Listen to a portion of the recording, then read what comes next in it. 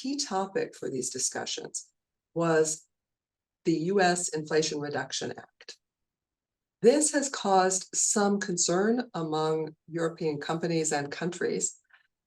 When they look at the incentives that the Inflation Reduction Act offers, what they see is, oh, wait, does that disadvantage European companies who are selling into the US market or who are also manufacturing in the US market? What does that mean for Europe?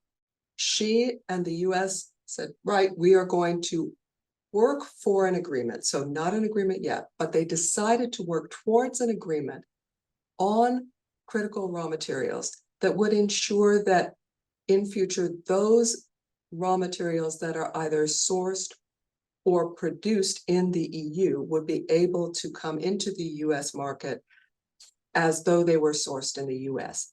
This is particularly important for car companies that are working on batteries and electric vehicles. They also had the agreement to work on transparency of dialogue about the incentives that are given to the clean energy industry.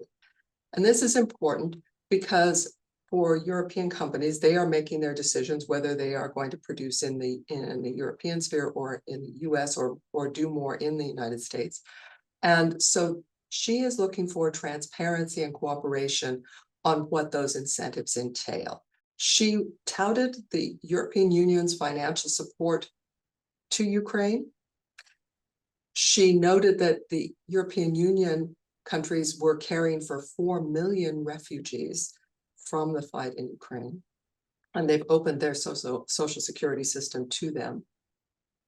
She underscored the 10 packages of sanctions that the European Union has placed on Russia.